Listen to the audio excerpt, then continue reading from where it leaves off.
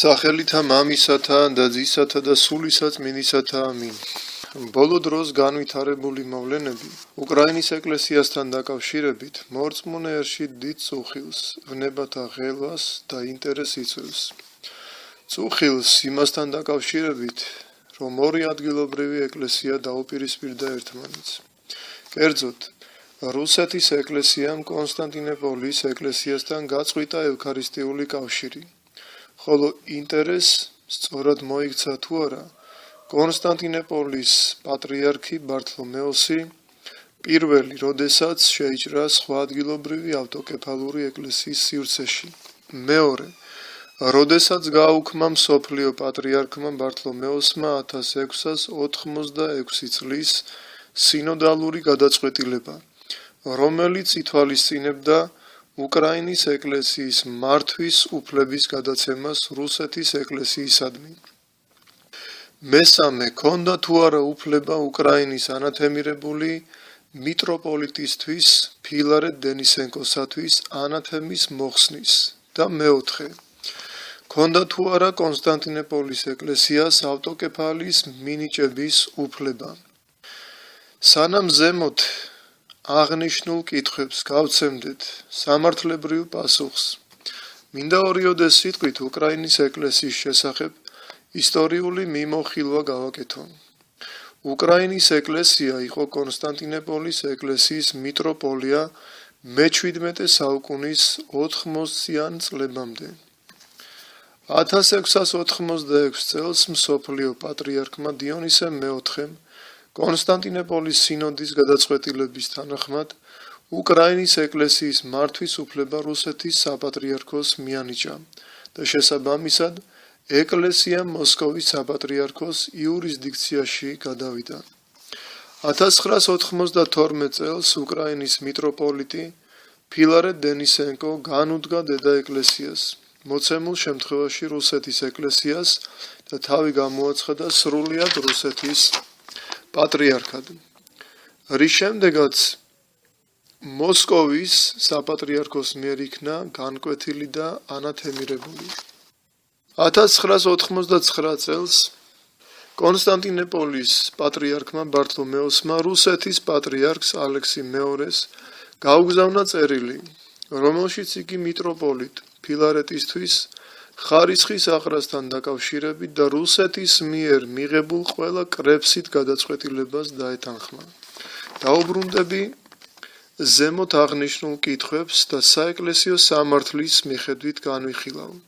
პირველი კითხვა: ჰქონდა თუ არა უფლება კონსტანტინოპოლის ეკლესიას სხვა ადგილობრივი ავტოკეფალური ეკლესიის სივრცეში შეჭრისა? იმისათვის, რომ პირველ კითხვას გაეცეს პასუხი, უნდა განისაზღვროს კონსტანტინოპოლის ეკლესიის სტატუსი მსოფლიო კრების მიერ. პირველი მსოფლიო კრების მესამე, მეოთხე მსოფლიო კრების 22 და მეექვსე მსოფლიო კრებით განისაზღვრა კონსტანტინოპოლის ეკლესიის უპირატესობა. თუ რაში მდგომარეობს უპირატესობა, წარმოგიდგენთ პირველი მსოფლიო კრების მესამე და მეექვსე მსოფლიო კრების 36 კანონს თავისი განმარტებით. მეორე მსოფლიო კრების მესამე კანონი ბრძანებს კონსტანტინოპოლის ეპისკოპოსებს მიანიჭოთ რომის ეპისკოპოსის თანაბარი პატივის უპირატესობა, რადგან ეს ქალაქი ახალი რომია.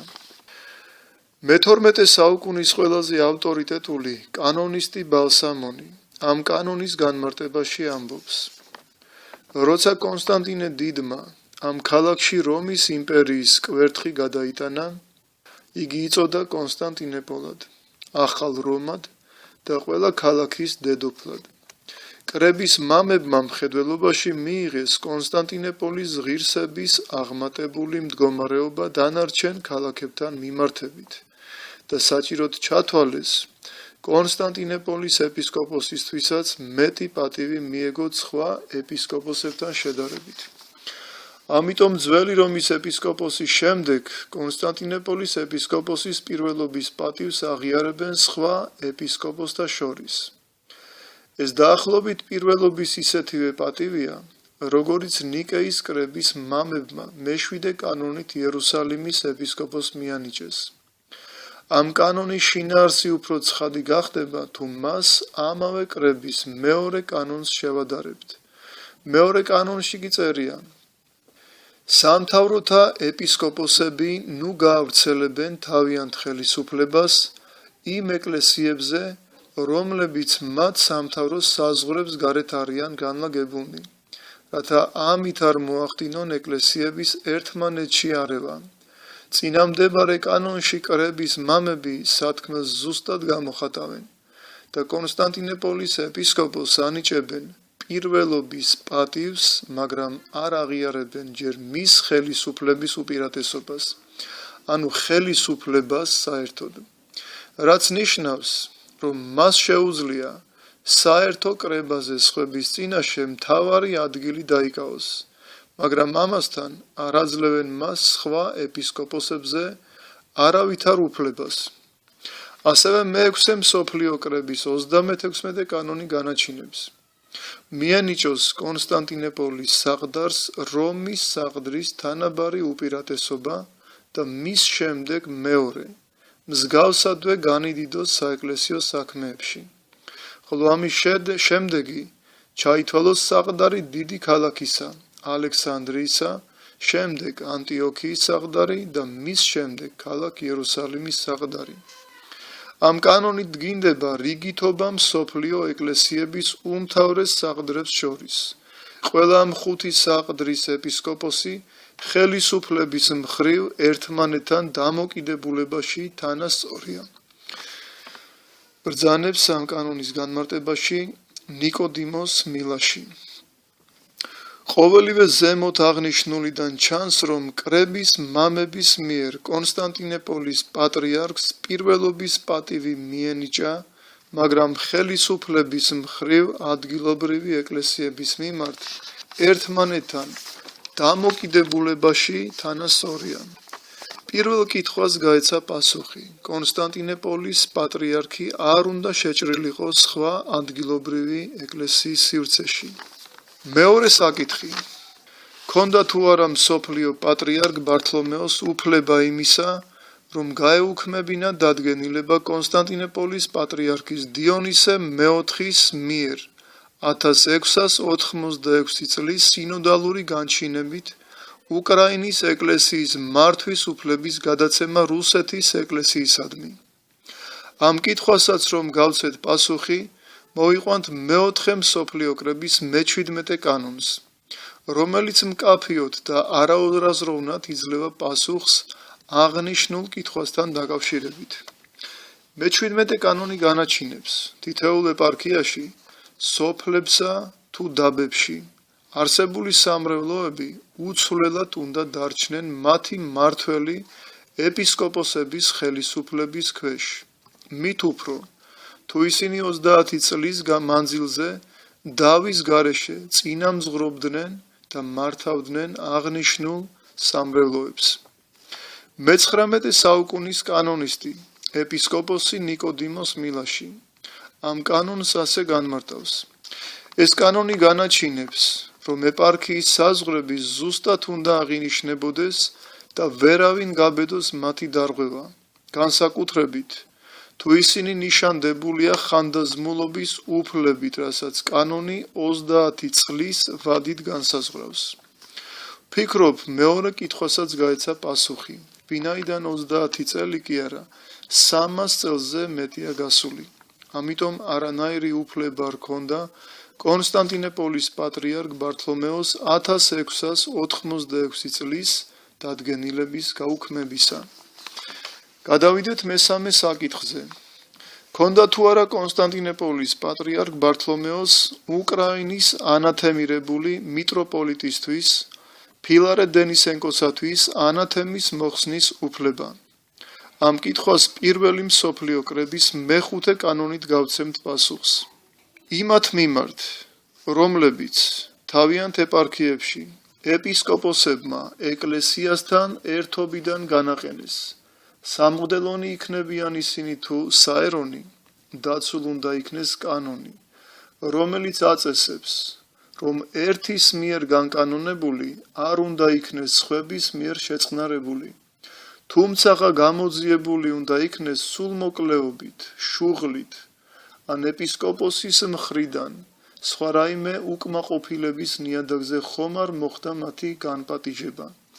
ამრიგად, რათა ამის შესახებ მოხდეს სათანადო გამოკვლევა, სათნოდ გვიჩანს, რომ თითოეულ სამთავროში წელიწადში 2 გზის ჩატარდეს კრება და სამთავროს ყველა ეპისკოპოსმა ერთად შეკრებილმა განიხილოს ასეთი სადაო საქმე და ამ განხილვის შედეგად ეპისკოპოსის წინაშე დამნაშავედ მიჩნეული პირი ყველას მიერ საბოლოოდ იქნეს მიჩნეული ზიარებისათვის უღირსად. ნიკოდიმოს მილაში ამ კანონის განმარტებისას ბრძანებს გონივრულად და სამართლიანად გადაწყვიტა კრებამ, რომ რა საქმეც არ უნდა აღიძრას, ყველა ისინი თავის ადგილზე უნდა გადაწყდეს. რამე თუ მამები აცხადებენ, რომ არც ერთი ეპარქიალური სამთავრო არ იქნება სულიწმინდის მადლს მოკლებული, რომლის მეშვეობითაც ქრისტეს წმინდა მსახურები გონივრულად ხედავენ სიმართლეს და მტკიცედ იცავენ მას. მით უმეტეს, რომ როცა ყველას აქვს ნება ადგილობრივი სამჟავროს გადაწყვეტილებით უკმაყოფილების შემთხვევაში თავისივე სამთავროს კრებას მიმართოს, ან და მსოფლიო კრებას. ასევე ამბობს, სამთავრო კრების გადაწყვეტილება საბოლოოა, თუნდაც ის არ ეთანხმებოდეს რწმუნებულ ეპისკოპოსის ნებას და ამ გადაწყვეტილების აპელაცია შეუძლებელია სხვა საეპისკოპოსო კრებისადმი, რადგან მეორე მსოფლიო კრების მეორე კანონით, რომელიც თავის მხრივ ნიკეის ამ კანონს ეყრდნობა, ცალკეული სამთავრო ეკლესიის ყველა განხილული საქმე საბოლოოდ უნდა გადაწყდეს ადგილობრივ სამთავრო კრებაზე. არ შეიძლება საეკლესიო წესრიგის დარღვევა საქმის ერთი სამთავრო ეკლესიიდან მეორეში გადატანით. კანონი პირდაპირ კრძალავს ერთი ადგილობრივი ეკლესიის მიერ დასჯილი პირისათვის მეორე ადგილობრივი ეკლესიის მიერ საჟელის მოხსნას. მოცემულ შემთხვევაში კონსტანტინოპოლის პატრიარქ ბართლომეოს არანაირი უფლება არ ჰქონდა ანათემის მოხსნისა. ასევე კანონი კრძალავს დასჯილი პირისათვის აპელაციას სხვა ადგილობრივი ეკლესიის კრებისადმი. თვალსაჩინოებისათვის მოვიყვანთ მაგალითს. რომის ეპისკოპოსმა კელესტინემ აფრიკის ეკლესიის მამებს თხოვნით მიმართა. გაეგზავნათ მისთვის სიქსელი პრესვიტერის აპიარიას წინააღმდეგ გამოტანილი სამჟავრო განაჩენი, რომელიც ეკლესიის ერთობიდან განყენებით იყო დასჯილი და რომის პაპს აპელაციით მიმართა, რათა გადაესინჯა და გადაწყვეტილება თავად გამოეტანა. კართაგენის 424 წლის კრებამ ამ მოთხოვნას განსაკუთრებული ეპისტოლეთი უპასუხა, სადაც სხვათა შორის ნათქვამია: გემუდარებით თქვენ მომავალში ასე მიამიტად ნუ მოусმენთ იმათ, ვინც აქედან გესტუმრებათ და აღარ დაუშვათ თქვენთან ურთიერთობისათვის ისინი, რომლებიც ჩვენ მიერ განყენებული არიან, რამე თუ შენი ნეტარება იოლად დარწმუნდება, რომ ასევე იყო განჩინებული ნიკეის კრებაზეც. თავის ეპარქიაში ზიარებიდან განყენებულნი ნუ იქნებიან საზიარებლად შეწყნარებულნი შენი სიწმინდის მიერ. ფიქრობ, კომენტირება ზედმეტია. მესამე კითხვასაც გაეცა პასუხი. ასევე მინდა ერთი გარემოება აღვნიშნო. პიროვნების ბრალეულობას ის უფრო ზრდის, როდესაც აღიარებ ანათემის მართებულობას და შემდეგ უხსნი. რაც შეეხება მეოთხე კითხვას, ქონდა თუ არა კონსტანტინოპოლის ეკლესიას ავტოკეფალიის მინიჭების უფლება? ამ კითხვას შეიძლება ვუპასუხოთ პირველი კითხვის პასუხიდან. თუ მეორე მსოფლიო კრების მეორე კანონი კრძალავს სხვა ადგილობრივი ეკლესიის სივრცეში მოქმედებას, მით უფრო არანაირი უფლება არ გააჩნდა კონსტანტინოპოლის პატრიარქ ბართლომეოს ავტოკეფალიის მინიჭებისა და თანაც სქიზმატებზე. მოგახსენეთ, რომ უკრაინის კანონიკური ეკლესია 90-მდე ეპისკოპოსისგან, მრავალი მღვდლის, დიაკვნისა და მილიონობით მორწმუნე ერისგან შედგება. უპირველეს ყოვლისა ავტოკეფალიის მართებულობა განისაზღვრება იმით, რომ კანონიკურმა ეკლესიამ უნდა მიმართოს დედა ეკლესიას. მოცემულ შემთხვევაში უკრაინის ეკლესიამ უნდა მიმართოს რუსეთის ეკლესიას და სწორედ მან მოსკოვის საპატრიარქომ უნდა მიანიჭოს ავტოკეფალია. შემდგომ უნდა მოხდეს ადგილობრივი ეკლესიების მიერ აღიარება ავტოკეფალიისა. ეს არის მართებული გზა ავტოკეფალიის მოპოვებისა. აღსანიშნავია ის გარემოებაც, რომ უკრაინის კანონიკური ეკლესია უფრო დამოუკიდებელია ვიდრე ფილარეტის სქიზმატური დაჯგუფება, რომელმაც მირონი კონსტანტინოპოლის ეკლესიისგან უნდა მიიღოს. გადავიდეთ ბოლო საკითხზე, რა სასჯელს ექვემდებარება პირი, რომელსაც ლოცვითი ერთობა აქვს განკვეთილ პირთან. ამ კითხვაზე პასუხს მოციქულთა მე-10 კანონი იძლევა, ვინც უზიარებელთან ერთად ილოცებს, თუნდაც სახლში თვითონაც უზიარებლობით დაისაჯოს. ამ კანონის განმარტებაში ნიკოდიმოს მილაში ამბობს, თავად იესო ქრისტემ დაუდო დასაბამი თავისი ეკლესიიდან უღირს და განკვეთას, როცა განაცხადა, უკეთ უკრებულისა იცა რა ისმინოს იყავნიგი შენ და ვითარცა მეზვერე და წარმართი. ანუ განიკვეთონ ეკლესიიდან. წმინდა წერილის იგივე აზრს გამოხატავს, როცა განუწესებს ეკლესიიდან განყენებას ყველა იმ მორწმუნეს, ვისაც მლოცველობითი ურთიერთობა ექნება საეკლესიო ხელისუფლების მიერ განპატიჟებულ, ამ შემთხვევაში ეკლესიის ერთობიდან, განკვეთილ უზიარებლობით დასჯილ პირთან. ცალსახად არის აღნიშნული, რომ სქიზმატურ დაჯგუფებასთან არანაირი ლოცვითი კავშირი არ შეიძლება. და ბოლოს, როდესაც მღვდელმთავრად იკურთხება პიროვნება, ეკლესიის წინაშე დებს აღთქმას, რომლის ერთ-ერთ მონაკვეთში სწამებს. მრწამს და აღვიარებს შვიდთა მას მსოფლიოსა კრებასა და ადგილობითთა კრებათა, რომელნიცა შეკრბენ მართლმადიდებლობისა და სამტკიცებლად. სამწუხაროა, როდესაც მაღალი იერარქი ან იერარქთა კრებული ივიწყებს დადებულ აღთქმას და უგულებელყოფს. ყოველივე ზემო აღნიშნული ხდება ერთი წმინდა კათოლიკე და სამოციქულო ეკლესიაში საფუძველი შფოთისა და დაპირისპირებისა. ჩვენი ქმედების გამსაზღვრელი უნდა იყოს საეკლესიო სამართალი და იმედია, რომ საქართველოს ეკლესიის წმინდა სინოდი მიიღებს გადაწყვეტილებას, რომელიც იქნება დაფუძნებული სწორედ საეკლესიო სამართალზე. ამინ.